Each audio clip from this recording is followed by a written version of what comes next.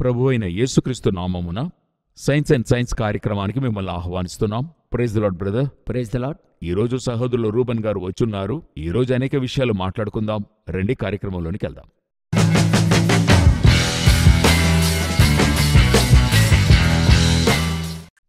Last 2 ఎపిసోడ్లు చూసినట్లయితే నోవహు యొక్క ఓడను గూర్చి, ఆ తర్వాత వారము సైంటిస్ట్ యొక్క అపరిమితమైన బిలీఫ్స్ గురించి చూసాం. వాటిని గురించి మీరేమన్నా చెప్పాలనుకుంటున్నారా? 2 ఎపిసోడ్స్లోనూ నోవహు యొక్క హిస్టరీని మనము కొంత తేటగా చూడగలిగాము. ఆ తర్వాత సైంటిస్టుల పలు బిలీఫ్స్, వారు ఎటువంటివి బిలీవ్ చేస్తున్నారు, దేవునికి మారుగా ఏం బిలీవ్ చేస్తున్నారని చూసాం. ఆ తర్వాత ఒక చిన్న పాయింట్ ఏంటంటే, 2 కమెంట్స్ వేశారు, తెలుగులో చెప్పండి అన్నట్టుగా చాలామంది రాశారు. 2-3 అడగడం చూసా. యాక్చువల్గా సాధ్యమైనంత వరకు తెలుగులో మాట్లాడడానికి ప్రయత్నం చేస్తున్నాం. అయితే కొన్ని విషయాలు ఇంగ్లీష్లోనే ఉన్నాయి. లైక్ ఒక ఉదాహరణకు చెప్పాలంటే కార్బన్ ఐసోటోప్ అని ఉంది, తెలుగులో కార్బన్ ఐసోటోప్గా చెప్తున్నాం. ఇప్పుడు ప్రోటాన్ అని చెప్తున్నాం, తెలుగులో తర్జుమా చేయలేము.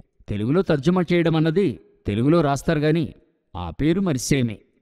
సో సాధ్యమైనంత వరకు గాడ్స్ గ్రేస్ సాధ్యమైనంత వరకు తెలుగులోని చెప్పడానికి చూస్తాము.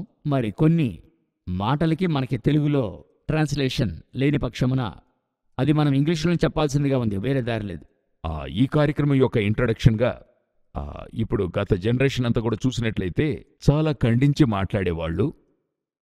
ఇప్పుడు అది చాలా తగ్గిపోయినట్టు ఫీల్ చేస్తున్నట్టుగా ఉంది. దాని గురించి మీరేమనుకుంటున్నారు బ్రదర్?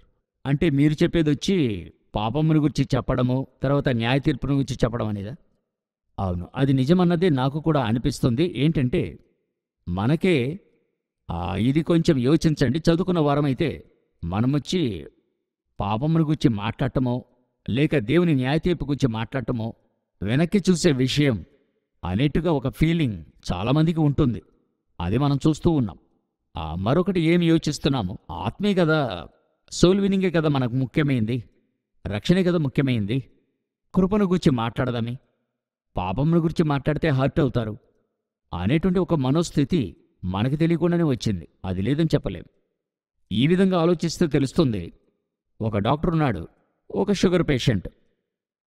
షుగర్ తినద్దని చెప్తే పేషెంట్ హర్ట్ అవుతాడండి, మనసులో గాయపడతాడు. చెప్పకుండా ఉంటే అలా ఏ డాక్టర్ కూడా అనుకోవడం లేదు కదా. ఎవరనుకోవడం లేదే. అలా అనుకున్నాడనే ద్రోహం చేస్తున్నాడనే కదా అర్థంగా. పేషెంట్ ప్రాణం కాపాడలేడు కదా, కుదరదు కదా. ఒక ఫినాన్షియల్ ఆడిటర్ ఒకరున్నారు. ఫేక్ ఇన్వాయిస్ క్రియేట్ చేయమని కస్టమర్ అడుగుతున్నాడు. ఈయనేం చేస్తాడు? ఖచ్చితంగా చేసివ్వడు. ఖచ్చితంగా చేసివ్వడు. అది వ్యతిరేకమైంది కదా. అవును, చట్ట విరుద్ధమైనది. అక్కడ క్లయింట్ మనసు కష్టపడుతున్నానని ఆలోచించడు. ఒకరు ఒక టీం లీడర్గా ఒక కంపెనీలో పనిచేస్తున్నాడు. టీం మెంబర్ సరిగ్గా పనిచేయలేదు. అక్కడొచ్చి మిమ్మల్ని తిడితే మనసు అవుట్ అవుతుందని అనుకుంటామా? అవుట్పుట్ దొరకదు కదా. దొరకదు. అప్పుడు మీరు యోచించినట్లయితే స్పిరిచువాలిటీలో మాత్రం ఈ స్టోరీ చెప్తున్నాం, వీరింకెక్కడ చెప్పడం లేదు. హర్ట్ అవుతున్నారు, మనసు గాయపడుతుంది ఖండించామంటే. అయితే ఇక్కడ మాత్రం చెప్తున్నాం. ఈరోజు మనం ఏ థీమ్ గురించి మనం చెప్పుకోబోతున్నాము? సో ఈరోజు మనము చూడబోయే థీమ్ యొక్క ముఖ్యమైన విషయం, ఇప్పుడు మనం అనేక విషయాలు ఈ ఎవల్యూషనరీ సైంటిస్టులు మాట్లాడిన స్టేట్మెంట్ని బట్టి అందులో ఎటువంటి వ్యతిరేకతలున్నాయి, అందులో ఎటువంటి హేతుబద్ధము లేని విషయాలున్నాయి అనేటువంటిది మనం పలు ఎపిసోడ్లో చూస్తూ ఉన్నాం. ఈరోజు అటువంటి ఒక విషయాన్ని చూడబోతున్నాం. ఒక 4-5 ఆర్గ్యుమెంట్స్ నేను చెప్తాను. అందులో నుండి ఏం చెప్పాలనుకుంటున్నానో నేను చెప్తాను. ఫస్ట్ వచ్చే ఒక ఫేమస్ అయిన ఒక ఎవల్యూషనరీ ఆథర్ రిచర్డ్ హాకిన్స్ని చూద్దాం. ఇతను అడుగుతున్నాడు, దేవుణ్ణి ఎవరు క్రియేట్ చేశారు? అందరూ దేవుడే సమస్తము క్రియేట్ చేశాడు అంటున్నారు. దేవుణ్ణి ఎవరు సృష్టించారు అనేది, దేవుణ్ణి ఎవరు సృష్టించారు అనేదాన్ని ఫస్ట్ ఎపిసోడ్లోనే డిస్కస్ చేయడం అయ్యింది. ఇటువంటి స్టేట్మెంట్ చెప్తున్నాడు. అటు తర్వాత ఒక టైము ఈ రిచర్డ్ హాకిన్స్ వచ్చి BBC రేడియో షోలో మాట్లాడుతున్నాడు. ఒక మంచి బిలీవర్, ఆ బిలీవర్ ఒక అపాలజెటిక్ మినిస్ట్రీలో మంచి లీడింగ్ వ్యక్తితో మాట్లాడుతూ ఉన్నాడు. అప్పుడు ఇతను చెప్తున్నాడు, క్రిస్టియన్స్కి బైబిల్ సరిగ్గా తెలియదు, బైబిల్లో ఉండే టాపిక్సే సరిగ్గా తెలియదు.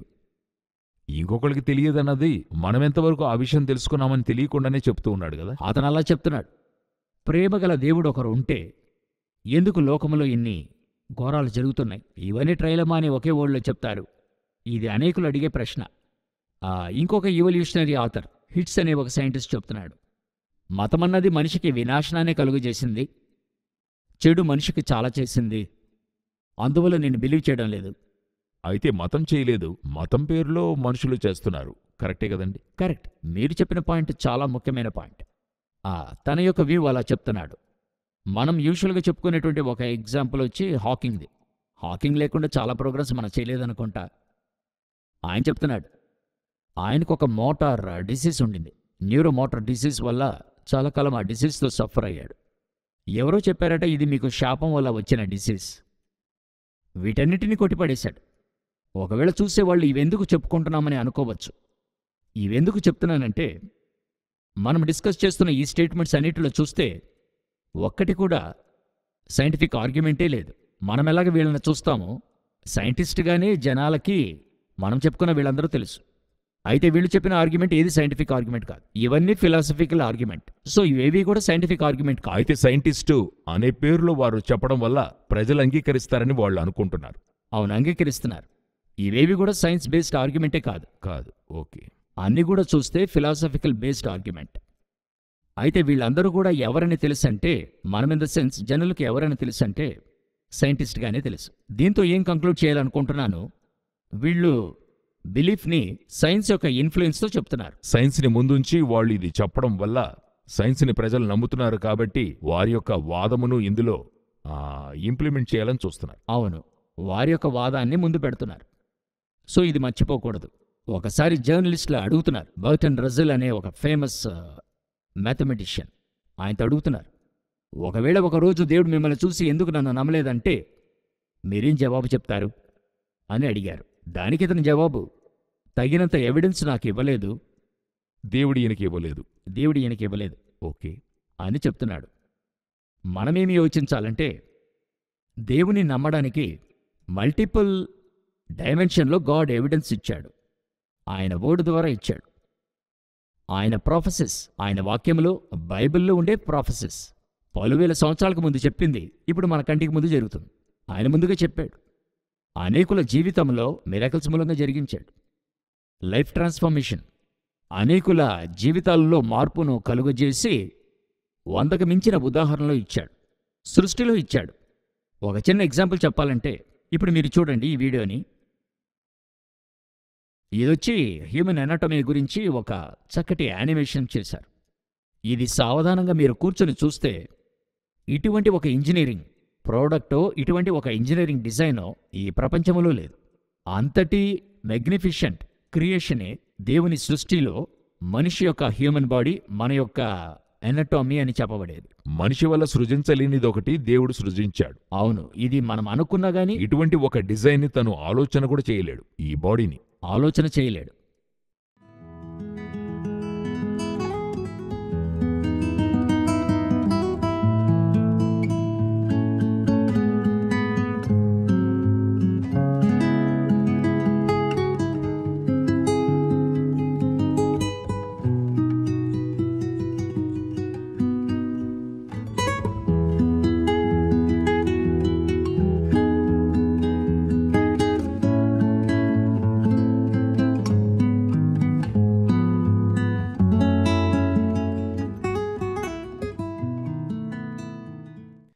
ఇవేవి కూడా ఎవిడెన్స్గా తెలియలేదు. అయితే ఇవన్నీ ఎవిడెన్స్గా ఉంచుకోండి ఒకవైపు. ఎవల్యూషన్ కని చెప్తున్నారు కదా ఎవిడెన్స్, అది చూస్తే ఏమి ఉండదు. అందులో లాజిక్ ఉండదు, అందులో రీజనింగ్ ఉండదు. వాళ్ళ యొక్క పలు ఎక్స్పెరిమెంట్లు ఇర్రాషనల్గానే ఉంటాయి. అయితే వాళ్ళు బిలీవ్ చేస్తారు. చాలా అసంప్షన్స్ ఉంటాయి. వీళ్ళు మరొకటి ఏం చేస్తారంటే బైబిల్లో అర్థం కానిది తీసుకుంటారు. ఒకటే అర్థమయ్యి ఉండదు. ఆ ఒక్క పాయింట్ని తీసుకొని మేము పూర్తిగా నమ్మము అని చెప్తారు. అయితే ఎవల్యూషన్కైనది చూసినప్పుడు వేల విషయాలు అర్థం కాకుండా ఉంటాయి. అవేవి వీళ్ళకి అభ్యంతరం కావు. ఒకే ఒక విషయం అర్థమైపోయింది అనుకొని, అదొక ప్రూఫ్ అనుకొని అది నమ్మడానికి వేల ప్రజలు ఉన్నారు. దీనికి అనాలజికల్గా ఏం చెప్తున్నా, Bible is a spiritual book. మనకి స్పిరిచువల్ సెన్స్ అన్నది కావాలి, ఖచ్చితంగా స్పిరిచువల్ ఫౌండేషన్ అన్నది కావాలి. దానికి ఒక ఎగ్జాంపుల్ చూసామంటే ఇప్పుడు మీరు స్క్రీన్లో చూస్తున్నట్టు ఈ యొక్క ఈక్వేషన్ మీరు చూడండి. x + 6 = 8. అప్పుడు x = వాట్ అని అడిగితే అప్పుడు మనం ఏం చేస్తామంటే ఈ సైడ్లో -6 8 - 6 అని చెప్తాం, ఈక్వల్ టు 2. 2 అని చెప్తాం. దీనిని మనము ఇది మ్యాథమెటికల్ ఫౌండేషన్ అనే కంటే మ్యాథమెటికల్ సెన్స్. 6వ తరగతి అబ్బాయిని అడిగితే వాడు కరెక్ట్గా చెప్తాడు. సాధారణంగా చెప్పాలంటే ఒక అడిషన్ అండ్ సబ్స్ట్రాక్షనే. అవును. అలాంటి ఒక విషయమే. సో ఇదే ఒకరికి అర్థం కాల. అర్థం కాక ఇప్పుడు F1 కార్ రేస్ ఉంది కదండి, ఆ కార్లో చాలా ముఖ్యమైన విషయం ఏరోడైనమిక్స్ అంటారు. ఓకే. దానికి పలు క్యాల్కులేషన్స్ ఉన్నాయి, దానికి అనేక ఫార్ములాస్ ఉన్నాయి, ఒక్కొక్క దానికి ఒక్కొక్క ఫార్ములా ఉంది. ఇది తెలియజేయగలమా? కష్టమే. బేసిక్ ఫౌండేషనే ఒకరికి తెలియదంటే తెలియదన్నప్పుడు అంతకంటే మరీ కాంప్లికేటెడ్ అయిన ఫార్ములాని తెలియజేయడం అన్నది చాలా కష్టం. చాలా కష్టం అర్థం చేసుకోవడం. ఇప్పుడు తెలుగు వ్యాకరణాన్ని మనం తీసుకున్నట్టయితే అచ్చులు హల్లులే తెలియదు అనుకోండి, సమాసములు గాని సందులు గాని తెలియకుండా ప్రయోగించగలరా? ఖచ్చితంగా కుదరదు. కుదరదు. సో ఇలా అడిగేటువంటి వీళ్ళు ఎవల్యూషన్ ప్రీచ్ చేసే అనేక మంది సైంటిస్ట్ కానీ ఎవరైనా కానీ వీళ్ళకి బైబిల్ ఫౌండేషన్ తెలియదు, స్పిరిచువల్ సెన్సు ఉండదు. ఇప్పుడు 2 ఎగ్జాంపుల్ చెప్పాను కదా, ఆ విధంగా ఒక ఫౌండేషన్ లేకుండా క్వశ్చన్ మాత్రం అడుగుతారు. ఓకే. ఒక ఎగ్జాంపుల్ చూడాలనుకోండి, ఒకరు ఈ విధంగా రాశారు, మనిషి మరి తప్పుతాడని తెలుసు కదా, తప్పిపోవడానికే ఆ పండు పెట్టాడు ఆ దేవుడు అని అడిగాడు. తన మాటకు లోబడాలని కదా ఆ కార్యము చేశాడు. ఆ కార్యం చేశాడు.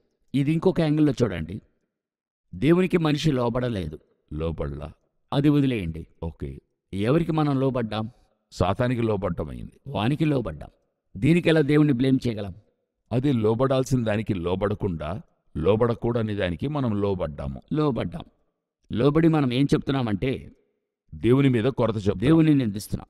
ఆయన ఎందుకు అసలు ఆ చెట్టు పెట్టాడు? ఇప్పుడున్న కాలం ఎలాగైపోయిందంటే ఇంట్లో నీళ్లు రాకపోయినా దేవుడే దానికి కారణం అనే మనోస్థాయికి ప్రజలు వచ్చేశారు. నేనెంత కష్టపడుతున్నా దేవుడికి కళ్ళు లేవా అని అడుగుతున్నారు. నీళ్లు రానందుకు. ఇదే ఏం చెప్తున్నానంటే స్పిరిచువల్ సెన్సే లేకుండా బేసిక్గా ఉన్న లెక్కలే వేయడం తెలియక F1 కారుకున్న ఏరోడైనమిక్స్ లెక్కలేయడానికి ట్రై చేస్తున్నాం. ఓకే. కొంత కష్టమే అది. చాలా కష్టం అది. దీనికి ఎలా ఫౌండేషన్ ఉందో, మ్యాథమెటిక్స్కి ఫౌండేషన్ ఉందో, బైబిల్కి ఫౌండేషన్ ఉంది, ABCD అని ఉంది. అవన్నీ తెలుసుకుంటేనే కొన్ని విషయాలు అర్థం చేసుకోగలమే కానీ ఏమాత్రం బైబిలే చదవకుండా నేను అడిగే ప్రశ్నలకి జవాబు చెప్పాలి అని ఎవల్యూషనరీ సైంటిస్ట్ అడుగుతున్నారు. అలా జవాబు చెప్పినా అర్థం చేసుకోలేని స్థితిలో ఉన్నారు కదా. ఎలాగవుతుంది? మీరు చక్కగా ఒక మాట చెప్పారు. అది చెప్పినట్టుగా అలాగే చెప్పినా అంగీకరించే మైండ్ సెట్ వారికి లేదు. అంగీకరించడం కంటే అర్థం కాదు, అర్థమైతేనే కదా అంగీకారం. ఇప్పుడు మీరు చెప్పినట్టు F1 రేస్ కార్ యొక్క ఫార్ములా చెప్తే అది అర్థం చేసుకునే లెవెల్ ఉంటేనే కదా మనం ఎక్స్ప్లెయిన్ చేయగలము. ట్రూ. అతనికి ఆ కూడిక తీసివేతలే తెలియనప్పుడు మనం ఆ ఫార్ములా చెప్పామంటే ఖచ్చితంగా అదేంటనే తెలియదు, కళ్లకు గంతలు కట్టి వదిలినట్టే ఉంటుంది. కరెక్ట్. అలా కళ్ళకి గంతలు కట్టుకొని వాళ్ళు అడుగుతున్న ప్రశ్నలే ఇవన్నీ. దేవునికి మారుగా సైన్స్ అని ఆలోచిస్తున్నారు కదా, దాని గురించి మీరేమనుకుంటున్నారు? చాలా ఇంపార్టెంట్ అయిన క్వశ్చన్ ఏంటంటే ఇప్పుడుండే అనేకులు ఏం ఆలోచిస్తున్నారు? సైన్స్తో అన్నీ చేయొచ్చు, సైన్స్ జీవితానికి సరిపోతుంది, దానితో అన్ని ప్రాబ్లమ్స్ సాల్వ్ చేయొచ్చు అన్నట్టు యోచిస్తున్నారు. దానికి ఒకే ఎగ్జాంపుల్ మూలముగా మనము అది అనాలిసిస్ చేస్తే క్లారిటీ దొరుకుతుంది. సమీప కాలంలో ఒక గొప్ప ప్రకృతి విలయమని చూస్తున్నప్పుడు ఈ కాలిఫోర్నియా ఫైర్, ఆ వైల్డ్ ఫైర్, ఆ నష్టము కలిగిన ఎన్నో వీడియోస్ మనం చూసాము.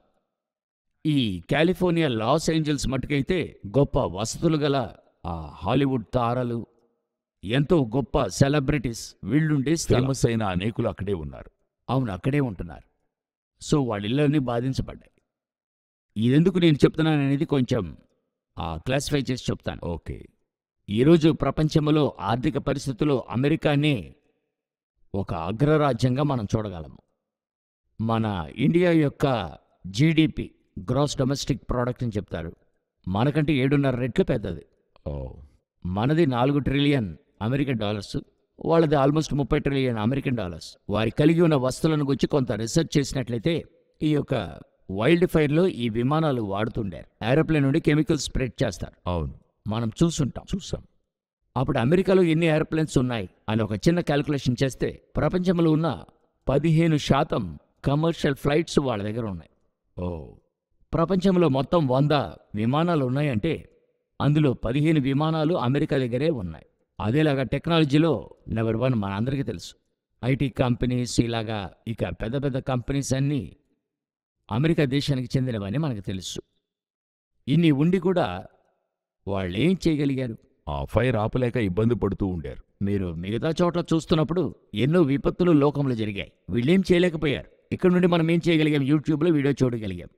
అక్కడున్న వాళ్ళు అదే చేశారు. వారి వల్ల ఏం చేయలేకపోయారు. ఏం చేయలేకపోయారు. ఆర్థికం ఉంది, అక్కడ ఏదో ఒక రీతిలో ఆపడానికి ఏరోప్లేన్స్ ఉన్నాయి వారి దగ్గర, టెక్నాలజీ ఉంది, కెమికల్స్ ఉన్నాయి, అన్నీ ఉండి కూడా ఒక సాధారణ ఒక అడవి మంటను వారు ఆపలేకపోయారు. సో దీని నుండి ఏం చెప్తున్నాను, మనిషి యొక్క జ్ఞానం ఎంత పెరిగినా సాధారణ అడవి మంటను ఆపడానికి కూడా అది సరిపోలేదు. దీనికే సరి రాకపోతే దేవునికి మారుగా ఎలా సహాయపడుతుంది? కుదరదు, ఎప్పటికీ కుదరదు. వారి వల్ల ఏం చేయగలిగారని చూసినట్లయితే పోస్ట్ మార్టం చేస్తారు చూడండి. ఒకరు చనిపోతే డౌట్ కేసులో చనిపోతే ఎందుకు చనిపోయాడు, ఎందుకు చనిపోయాడని కనిపెడతారు. అది బాగా చేశారు. ఎలా? ఎలాగంటే ఎవరో ఒకరు నిప్పును పెట్టి వెళ్ళిపోయారు అని చెప్పి ఒక పారిశ్రామికవేత్త చెప్పింది చూసాం. ట్విట్టర్లో ఫేమస్ అయ్యి. ఒకరు నిప్పు పెడితే అంత దూరానికి స్ప్రెడ్ కాదు కదా. ఆయన దృష్టికి ఎవరో అలా చేశారని చెప్పాడు. ఓకే. ఇంకా కొంతమంది బుద్ధిమంతులు ChatGPT కారణం అన్నారు. ChatGPTనా? అవును. ఎలాగా? ChatGPT really responsible for the fires, and why is social media blaming artificial intelligence? To understand that, let's look at how ChatGPT works. Imagine you type a prompt into ChatGPT. The prompt is turned into code. This code flows through a network of servers. The servers run thousands of complex calculations, and ultimately they produce the best possible response for you. Now, all of this happens on massive power-hungry servers. These servers work hard, so they generate heat, lots of heat. And so data centers need to prevent overheating. For that, they rely on cooling systems. And this is where water plays a crucial role. Cooling towers use vast amounts of water just to keep servers at optimal temperatures. Essentially, ChatGPT is a water guzzler. To put it in perspective, a 100-word email needs around a bottle of water. Same for every 4 to 5 prompts. ChatGPT gulps almost 500 ml of water for this. దానికి వాళ్ళు ఒక పెద్ద research చేసి చెప్పారు. ఏంటని అడిగితే ChatGPT యొక్క data centres అన్ని కూడా కాలిఫోర్నియాలోనే ఉన్నాయి. ఓకే. మీరు ఒక మెయిల్ పంపుతున్నారనుకోండి, ఆ డేటా సెంటర్ నిర్వహించడానికైనా నీళ్ళ అవసరత ఉంది కదా. ఒక ఈమెయిల్ పంపించడానికి 1 లీటర్ నీళ్లు అవసరమట. అది కూల్ చేయడానికి. ఓ, అదిలా ChatGPT అనేక మంది, కోట్ల మంది యూజ్ చేయడం వల్ల ఆ ఊర్లో ఉన్న నీళ్లంతా ఆ డేటా సెంటర్ యూజ్ చేసింది. డేటా సెంటర్ యూజ్ చేయడం వల్ల నీళ్లు లేకుండా పోయింది. నీళ్లు కొరత అయిపోయింది. ఆ కొరత కావడం వల్ల ఆర్పడానికి నీళ్లు లేవు. కానీ నమ్మే విధంగా లేదు కదా. ఇదే వాళ్ళు చివరికి చెప్పగలిగారు. ఇదే చివరికి పోస్ట్ మార్టం చేయగలిగారు. కానీ అన్నీ రీసెర్చ్ చేశారే కానీ ఆర్పగలిగారంటే దాని తప్ప మిగతావన్నీ చేయగలిగారు. సో ఇందులో నుండి ఏం చెప్పదలుస్తున్నామంటే, ఎందుకు ఈ ఉదాహరణ చెప్తున్నానంటే, ఒక అగ్రస్థితిలో ఉన్న, అన్ని రీతిలుగా అడ్వాన్స్డ్ స్టేజ్లో ఉన్న ఒక దేశం వల్ల ఇంత ముఖ్యమైన సెలబ్రిటీస్ ఉన్న ప్రాంతమే కాపాడలేకపోయారంటే ఈ సైన్స్ ఎలాగ ఇంతమందిని కాపాడగలుగుతుంది? ఎలా కాపాడుతుంది? ఇటువంటి ఒక చిన్న విషయమే కాపాడలేకపోతే మన యొక్క తెలివితేటలు పెద్ద పెద్ద విషయాలు జరిగేప్పుడు ఎలా కాపాడుతుంది? సో అందువల్ల అది ఒక తప్పైన దృష్టి, తప్పైన బిలీఫ్. అంటే దేవునికి మారుగా సైన్స్ని తీసుకురావచ్చు అని వాళ్ళు అనుకుంటున్నారు. అని అనుకోవడం ఒక తప్పైన. అయితే దేవుని వల్ల మాత్రమే మనిషిని కాపాడగలడు. అవును, పలు సిచ్యువేషన్స్లో, ముఖ్యమైన కార్యాల్లో, ఇప్పుడైనా నిత్యత్వంలోనైనా దేవుని వల్ల మాత్రమే మనల్ని కాపాడగలడు. కానీ మనుష్య సామర్థ్యమో మనుష్య జ్ఞానాన్ని బట్టో చేయలేడన్నది అది సత్యం. ఈరోజు అనేక విషయాలను మనం చూసాం. బ్రదర్ రూబెన్ అనేక విషయాలు మనతో పంచుకున్నారు. చాలా తెలుసుకున్నాం. ధన్యవాదాలు brother. Thanks. Praise the lord.